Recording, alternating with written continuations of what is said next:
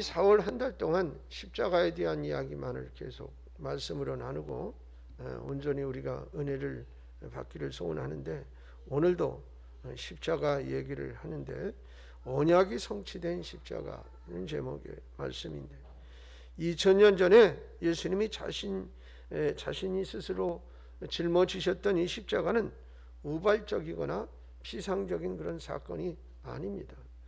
예수님의 십자가는 하나님께서 창세전에 약속하신, 즉 언약이 성취된, 예정되어졌던 그런 십자가예요. 십자가는 정확한 하나님의 구원 계획이 말씀으로 계시되고 그 뜻대로 성취된 명확한 말씀에 근거한 것입니다. 십자가는 타락한 인류를 구원하기 위한 하나님의 명분, 분명한 의도와 명확한 그런 어떤 계획이 만들어진 그런 사건인 것이에요. 여러분, 인간의 구속을 위한 십자가는 이미 창세 때부터 하나님의 뜻 안에 있었던 것이라는 거예요. 그리고 그것은 아담과 하와 타락 이후에 하나님에 의해 미리 알려진 것인데, 창세기 3장 15절 말씀을 보면 내가 너로 여자와 원수 되게 하고 내 원수도 여자의 후손과 원수가 되게 하리니 여자의 후손은 내 머리를 상하게 할 것이요 너는 그의 발꿈치를 상하게 할 것이니라 하시고 그랬어요. 이것이 하나님이 우리에게 주신 예수 그리스도를 통한 구원의 첫 언약, 약속입니다. 언약에 해당하는 히브리어는 베리트라는 단어를 사용하는데요, 이 단어는 고대 히브리어에서 나온 그런 족쇄를 채우다라는 의미가 담겨져 있는 말이에요.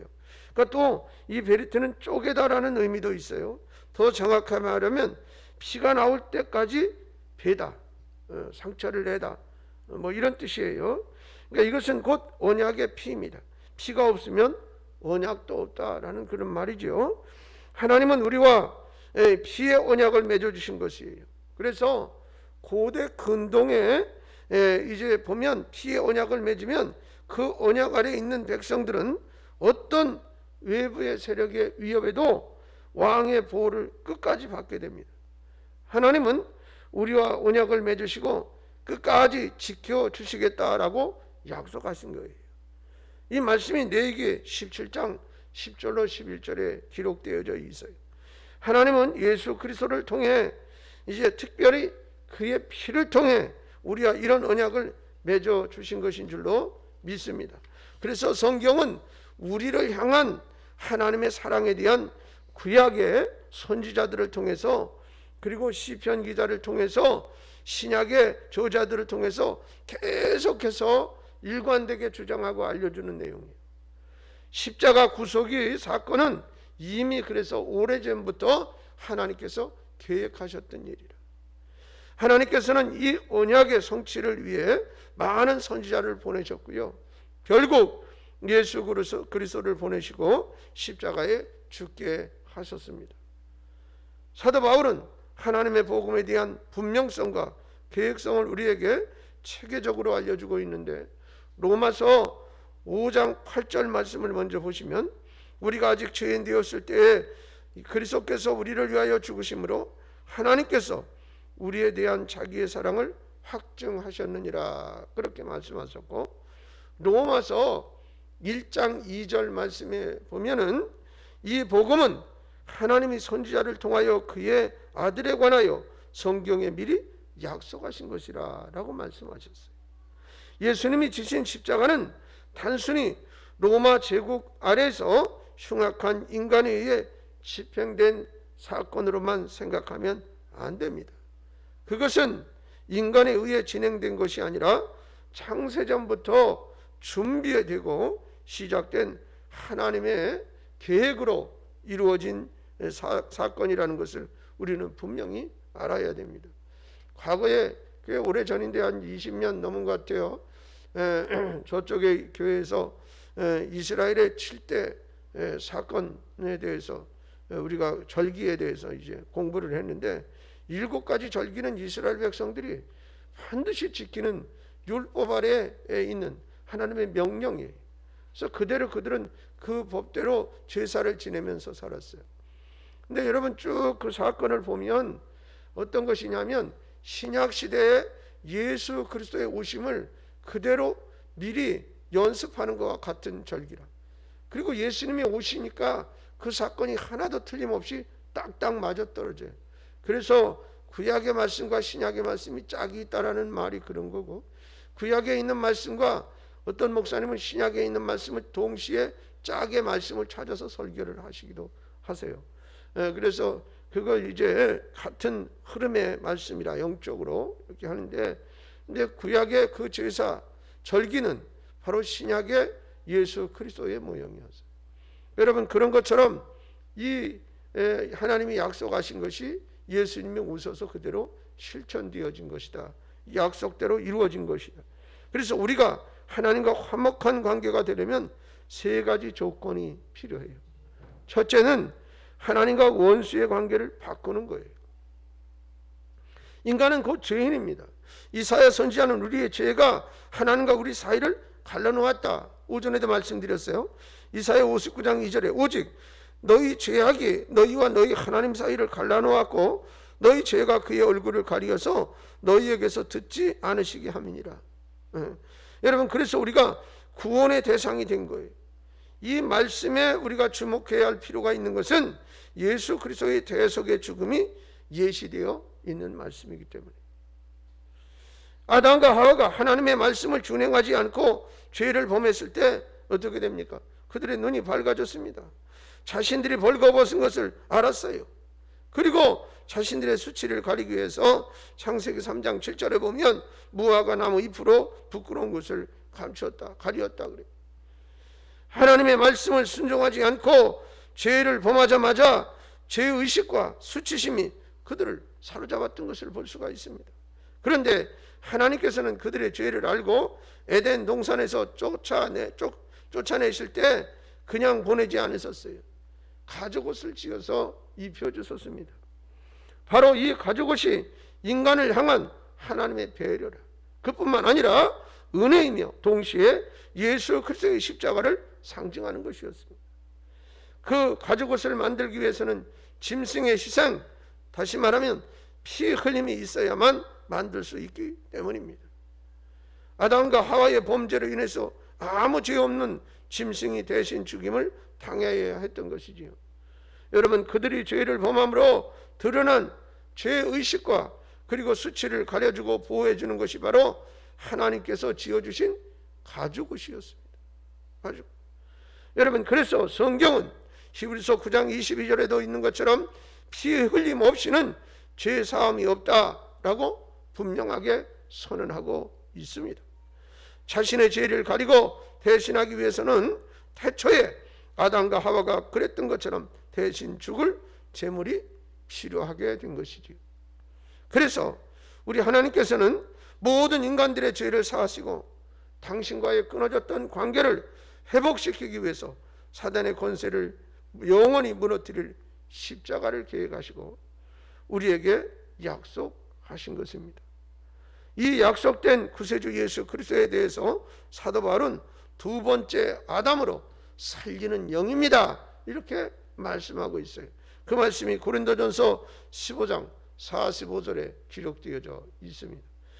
기록된 바 첫 사람 아담은 생명이 되었고 함과 같이 마지막 아담은 살려주는 영이 되었나니 라고 말씀하세요.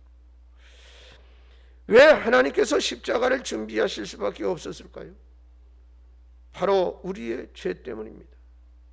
우리가 하나님을 떠났기 때문입니다. 하나님의 말씀에 불순종하고 유혹에 빠져서 죄의 길로 떠났기 때문에 그렇습니다. 그러나 하나님은 그런 우리를 외면하지 않으셨어요. 그리고 위대한 구원의 언약을 우리에게 주셨습니다. 그리고 그 언약을 따라 오늘 말씀과 같이 예수 그리스도께서 오셨어요. 그리고 죽기까지 순종하셨던 것입니다. 오늘 이 시간에 저와 여러분이 왜 예수님께서 오셔야 했는지, 그리고 삶 가운데 그분이 나와 어떤 관계를 맺고 있는지 하나님 앞에서 깊이 묵상하는 복된 시간이 되기를 주님의 이름으로 부탁을 드립니다. 두 번째로는 하나님의 공의가 세워져야 합니다. 하나님과 화목은 사랑이 있어야 돼요. 사랑. 하지만 그 사랑은 하나님의 공의를 포함한 사랑이어야 합니다. 그래서 하나님의 공의는 화목이나 구원이나 복음에 가장 우선되는 질서예요. 화목은 죄가 해결된 상태를 의미하는 거예요. 때문에 화목하려면 하나님의 공의의 기준을 통과해야 됩니다. 그것에 만족해야 됩니다. 그러나 사람은 누구든지 자신 스스로 하나님의 공의를 통과할 수가 없습니다. 그것은 하나님의 공의가 지킬 수 있는 높은 기준을 갖고 있어서가 아니라 하나님을 떠난 타락한 인간 가운데는 그분의 공의를 만족시킬 수 있는 사람이 단 한 명도 존재하지 않기 때문입니다. 여러분, 로마서 3장 23절 말씀을 보세요. 뭐라고 그래요? 사람이 죄를 범하였음에 하나님의 영광에 이르지 못하도록. 여러분, 하나님의 공의를 이루는 것은 율법을 완벽하게 지키는 것으로도 불가능합니다. 율법은 다만 우리가 어떻게 죄인임을 알게 해주는 역할을 한다. 복음으로 안내하는 역할을 한다 그랬어요. 여러분, 로마서 3장 20절에 뭐라고 그래요? 그러므로 율법의 행위로 그의 앞에서 의롭다 하심을 얻을 육체가 없나니 율법으로는 죄를 깨달음이니라. 율법이에요. 그걸로. 그렇다고 하나님께서 인간들을 향한 사랑 때문에 스스로 세우신 공의를 무너뜨릴 수 있는 분이냐? 그것도 아닙니다. 안 됩니다.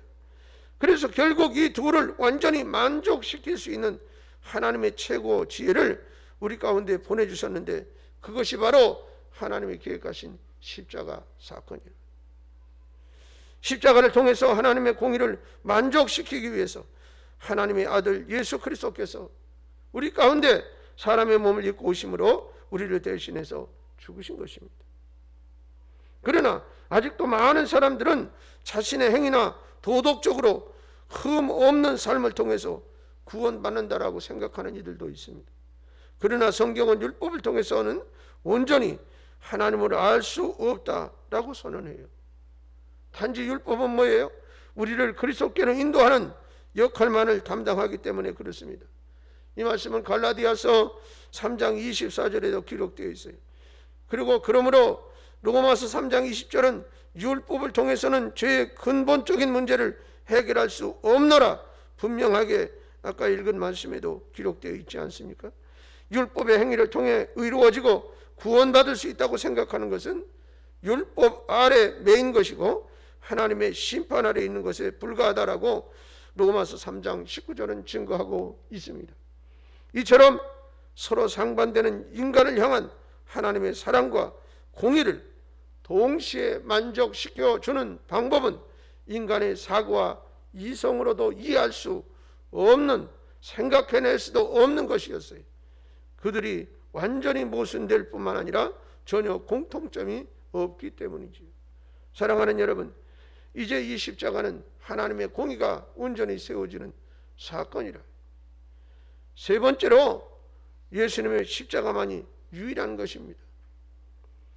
하나님 자신의 사랑을 보여주기 위해서 택하신 것이 바로 이 십자가예요.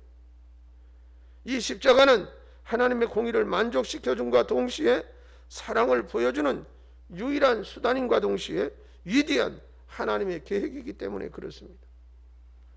하나님은 자신의 지혜를 통하여 십자가로서 그들을 완전히 만족시키셨다. 고린도전서 1장 21절로 24절은 그렇게 증거되어 있습니다.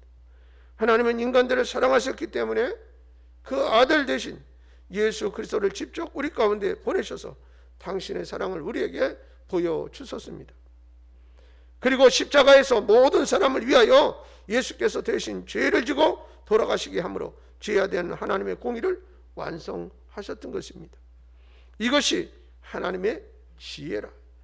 성경 그렇게 표현하고 있고 우리 말로 표현할 수 있는 하나님의 사랑의 방법이 그밖에 안 돼요. 짧아서. 그래서 하나님의 지혜다 이렇게 표현하는 거예요. 하나님의 사랑이 그분의 공의를 만족시키고 모든 사람이 하나님께 나올 수 있도록 길을 열어 놓은 것입니다.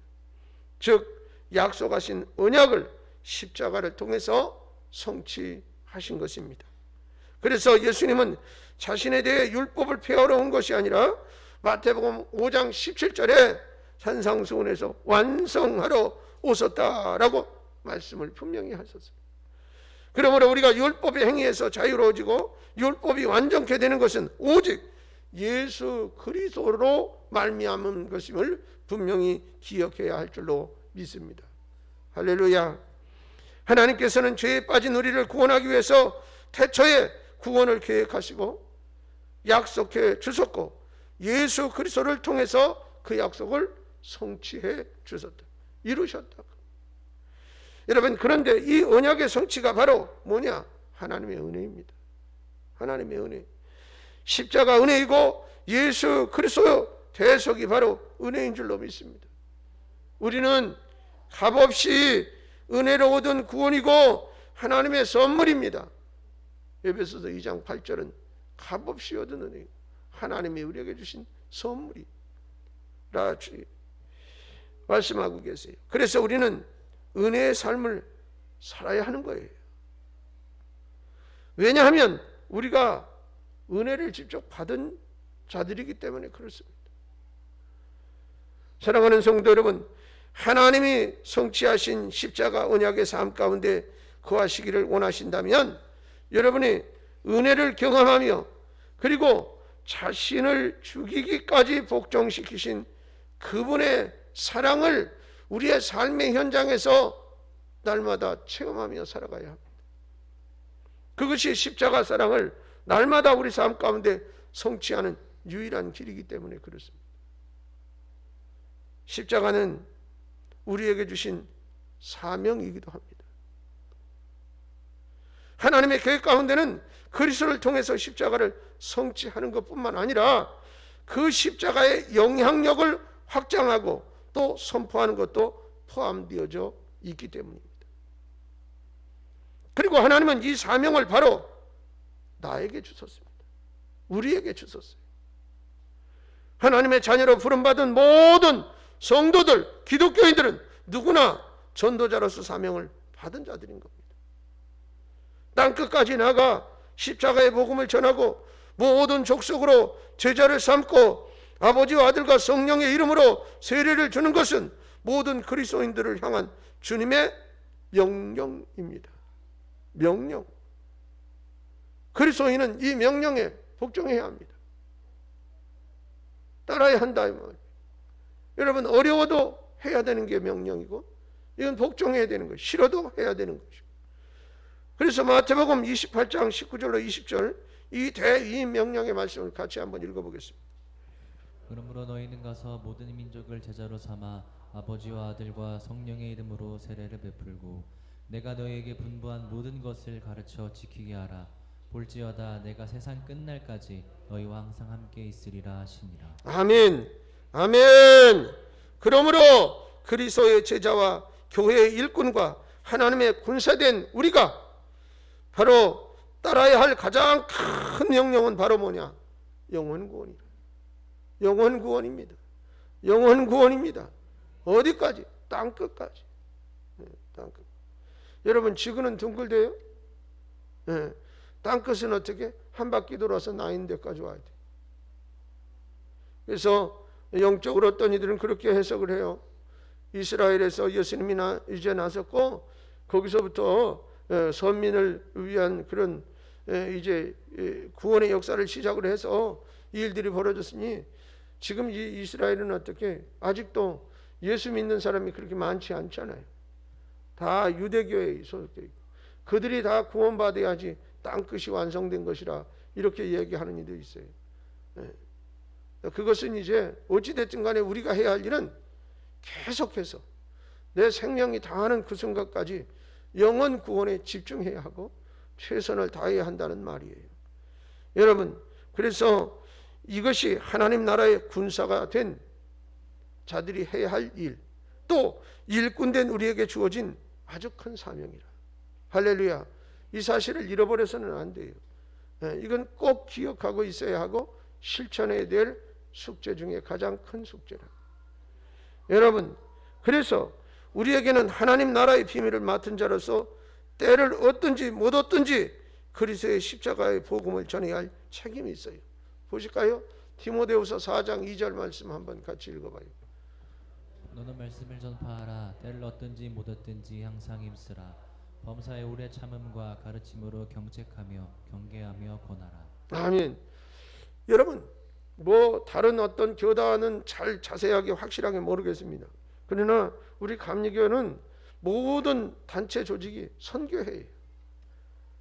여선교회, 남선교회, 청장년 선교회, 이렇게 선교회라는 이름이 붙었어요. 이거 뭐냐? 성경의 말씀대로 영혼 구원하려는 목적이다. 이게 그 모임 자체도. 우리끼리 그냥 친목만 다지고 끝나면 안 돼요. 그 친목해서 하나 된 마음 가지고 영혼 살리고 구원하는 일에 매진하자, 이런 것이 돼요. 여러분, 그래서 교회에서 제일 큰 것이 뭐예요? 선교의 사명이잖아요. 그리고는 이제 가르치기도 하고 봉사하기도 하고 교제하는 사명들, 다 이건 어떻게 말하면 영혼을 살리기 위한 하나의 어떤 에너지를 공급하는 그런 어떤 훈련들이에요. 그래서 지금 이제 목자들을 중심으로 전도하는 일을 하려고 이렇게 하는데, 여러분, 그것은 목자만 해야 될 일이 아니고 목자가 어느 정도 숙독을 하면 그 목원들도 같이 가르치고 해서 점조직으로 목자가 목원들을 이제 관리하면서 나중에 그러면서, 왜 그러냐면 전도하는데 전도 방법을 잘 모른다고 그러면 가르쳐 주겠다는 거죠. 그리고 뭐 방법이야 다양하게 여러 가지가 있지만 이런 방법 또한 중요한 것이다.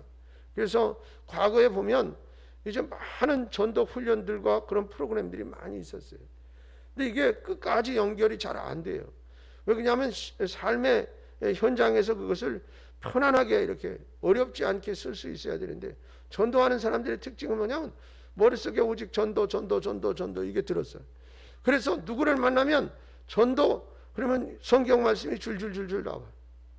이런 상황에서는 이렇게 얘기해야 되고, 아유 나는 아직 바쁘니까 나중에 믿을게요. 그러면 네 말씀으로 갔다가 얘기하면서 지금 믿지 않으면 안 된다라고 설명할 수 있어야 되고, 그리고 무슨 나는 뭐 선한 일을 통해서 뭐 어떻게 하겠다 그러는 사람은 또 말씀을 들이대면서 모두 죄인이기 때문에 한 사람도 빠짐없이 다 예수 믿어야 구원받는다는 사실을 얘기해야 되고, 뭐 전도 현장에서 만나면 수없이 많은 다양한 그런 것들로 이제 지금 당장 못 오겠다는 사람, 아주 못 믿겠다는 사람, 별 사람들을 다 만나요.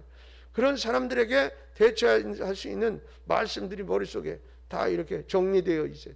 그것이 그냥 되는 게 아니에요. 그래서 목자들 보면 매일 말씀을 매일 암송하게 하고 또 뭐 10초 메시지를 계속 이렇게 반복하라고 그러는 거는 그게 입에 붙어야 돼요. 그리고 머릿속에 각인돼야 돼요. 그래서 그냥 우리식으로 말하면 툭 치면 이 말씀이 두루룩 쏟아져 나올 수 있어야 된다.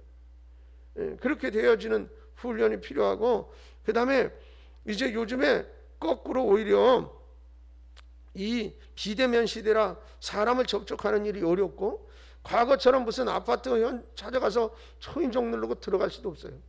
문 앞에서부터 못 들어가. 지금은 남의 동네 아파트 조금 좋은 데 들어가려면, 제가 서울의 삼성동에 어느 아파트 가는데 이제 자동 센서 시스템을 4번을 통과해야 아파트 현관 그 출입문이 열려. 복잡스러워 가지고. 그런데 다행히 그 등록된 무슨 카드를 하나 주더라고요. 그러면서 그게 아마 이제 그 가정마다 식구별로 이렇게 가지고 있는가 봐.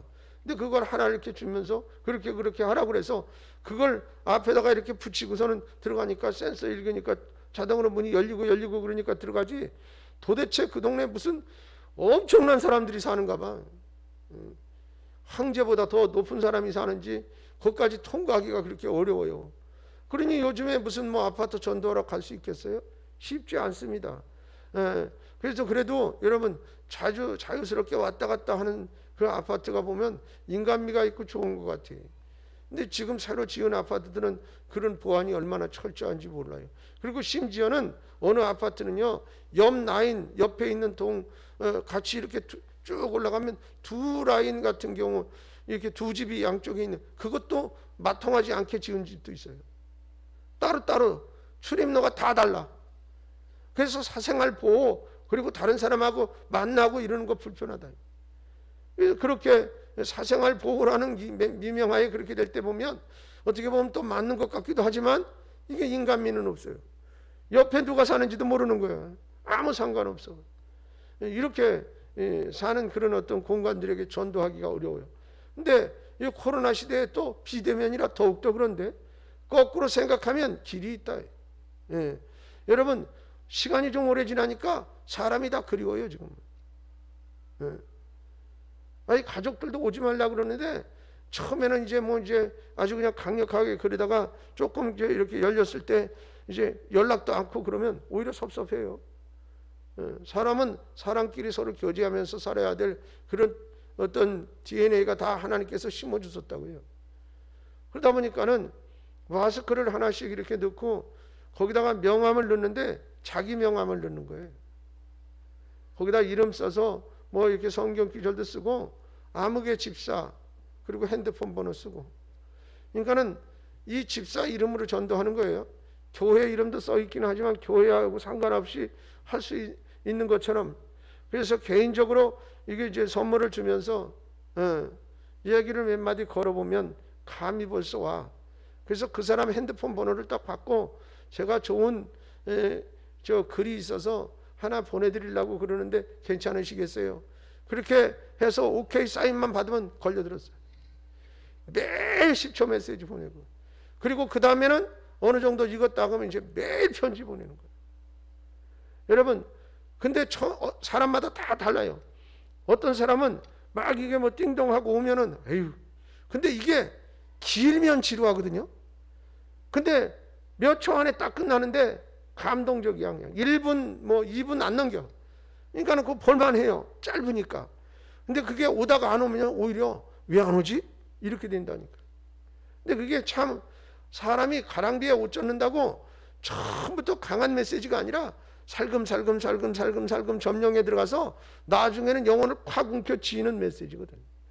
그러니까 조금씩 이게 그런 의미가 다 그 안에 담겼어요.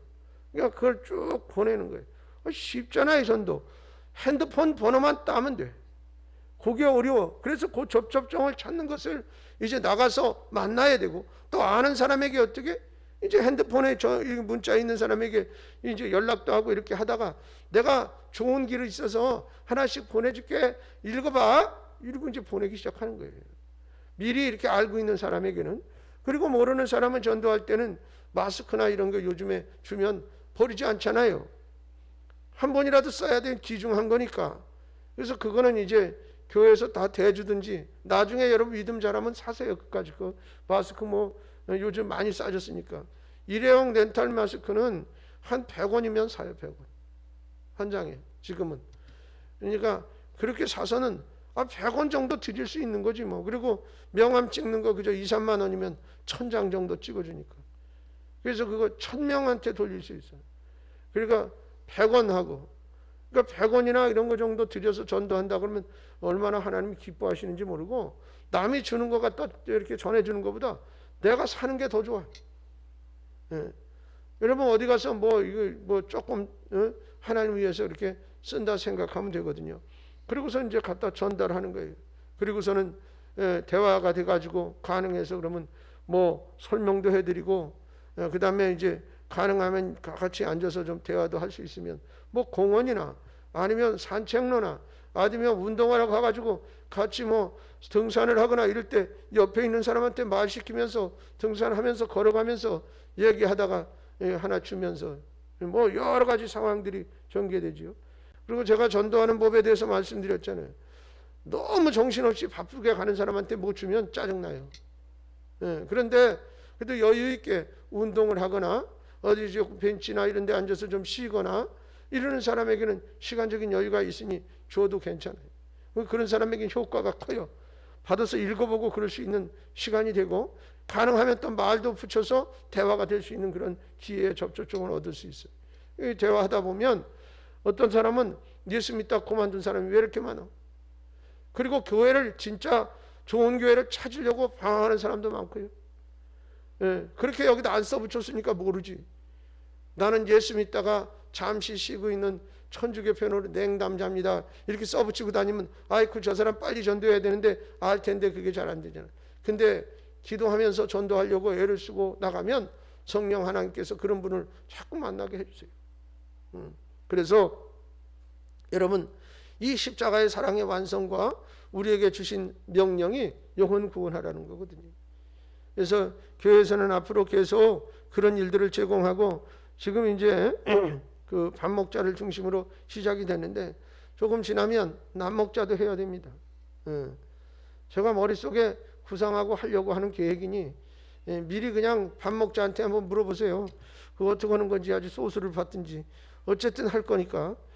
그리고 나중에는 그것이 확대돼서 성도들과 같이 자기 목장 식구들에게 그렇다고 막 강조를 또 강요하고 그러지 마시고, 또 이 말씀으로 그들이 이제 필요하다는 것을, 해야 한다는 것을 의식하게 이제 만들고, 그리고서는 또 전도하다 보면 내 믿음이 자라고 나에게 더 유익한 일들이 얼마나 많이 일어나는지 몰라요.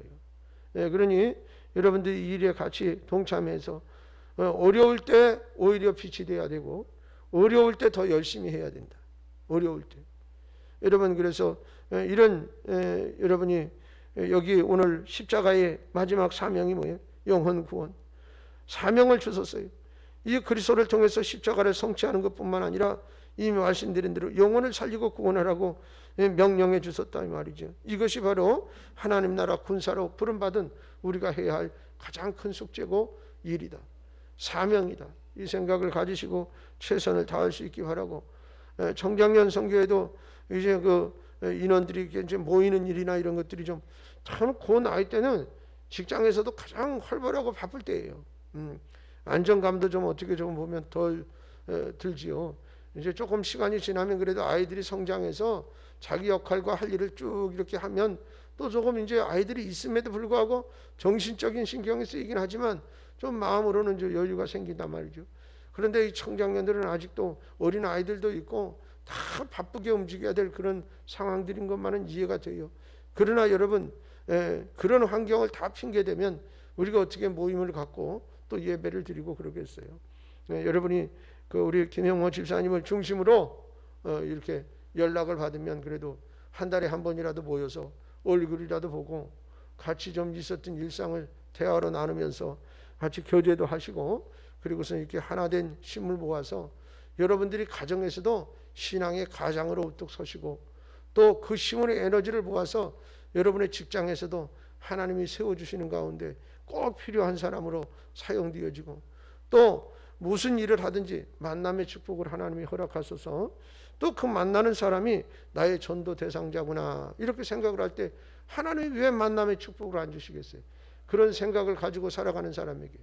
그래서 이와 같은 다방면으로 축복된 열매를 맺어가는 여러분 되시기를 간절히 바랍니다. 그래서 이 십자가 사랑을 우리가 깨달은데 하나님과 화목해져야 될 전제 조건을 지금 말씀드렸어요. 그 첫째가 뭐라고요? 하나님과 원수의 관계를 바꾸는 거예요. 예수 믿지 않으면 이 일은 불가능해요. 두 번째는 하나님의 공의가 세워져야 하는데 이것은 십자가 사랑으로 증명된 것이라. 그리고 마지막으로 예수님의 십자가만이 그래서 유일한 길임을 분명하게 내 안에 이제 간직하고, 이 사건을 통해서 우리에게 주시는 미션이 영혼을 살리라는 숙제인 것이다 라는 사실을 깨닫고, 이 깨달음으로 그치는 것이 아니라 우리들의 일상에서 이 삶을 실천해서 열매를 맺고 승리하는 여러분들 되시기를 주님의 복된 이름으로 축원합니다. 그리고 성도 여러분들도 오늘 특별히 청장년 이렇게 헌신 예배를 드리는데 같이 기도해 주셔서 이번 계기를 통해서 청장년들이 또 더욱더 단합되고 하나 돼서 큰 사명 감당하는 역사가 있어지기를 주님의 이름으로 부탁을 드립니다. 기도하겠습니다. 좋으신 하나님 고맙고 감사합니다.